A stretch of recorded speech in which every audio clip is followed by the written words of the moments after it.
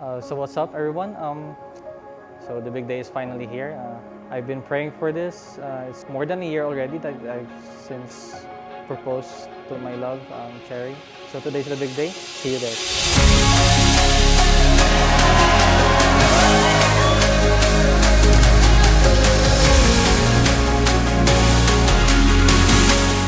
If you see him or if you meet him for the first time, he's like a very serious person, gitu.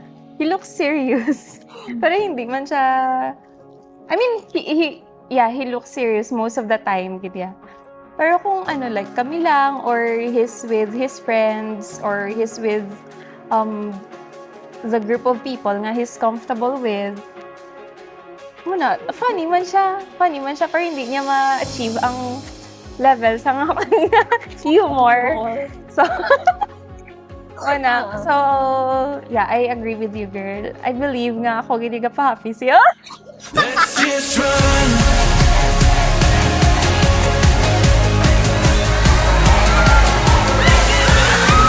We've only just begun.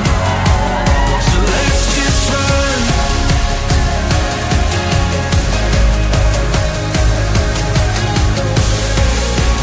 Our time has finally come. So let's just run. King, I hope that you take care of each other, you and Nang Maymay, and try to always remember that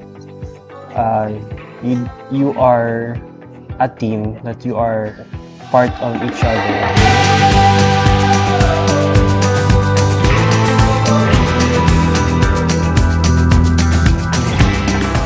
Meet kami way back 2016 actually, but nakita niya lang ko, but after that, duway na kami kakita ay liwat. So, fast forward sa 2017, the next year, nag-meet kami through a youth camp, which was named Camp Kalye, which is from the Feast Month. And yeah, kami doon naglalay. Birds, we're gonna fly away. You and me in a postcard can find the way. I got you. Well, I got you holding my hand. It's all in front of me, home free, I'm born again. Ooh, when I feel like taking a chance, you grab a hold of me, home free, I'm born again.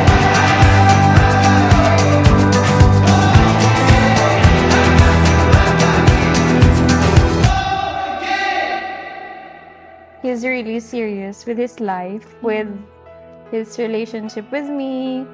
What also made me fall in love with him.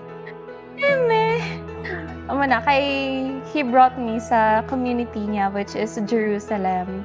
So I think our community, Jerusalem, really has a big factor man. Why we've been together now for like almost 8 years.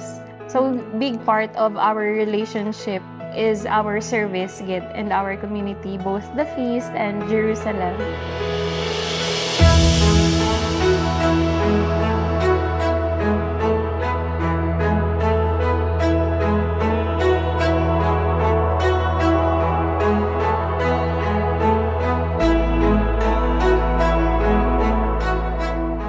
Just respect each other, and si Christ per me ang center sa inyong life.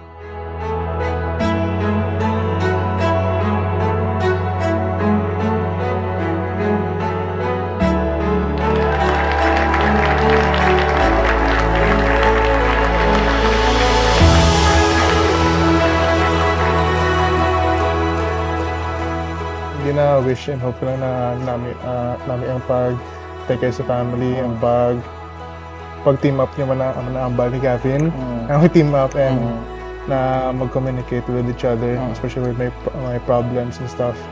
And for me, mag-teach and take care sa mga children in the future.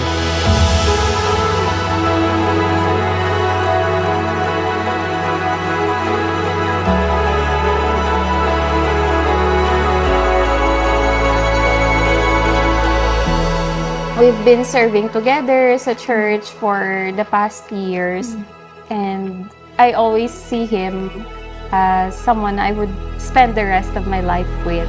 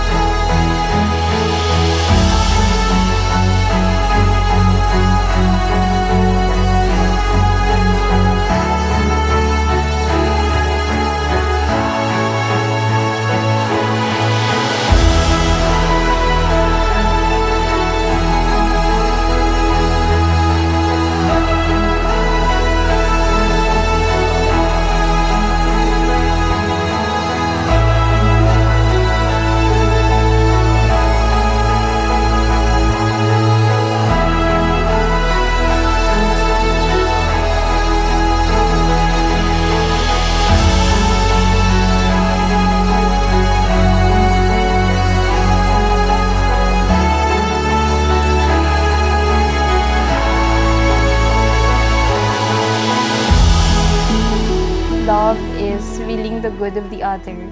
So I want him to be happy, even if that happiness is not me, or even if I'm not part of his happiness. And he makes me happy. And I'm sure man nga he's serious na sa akin kay wala. Of course, ang gina-look forward ko is I'm very happy nga pakasal na kami. Because I look forward to have a family together, stay together, live together, and then do everything together in the future.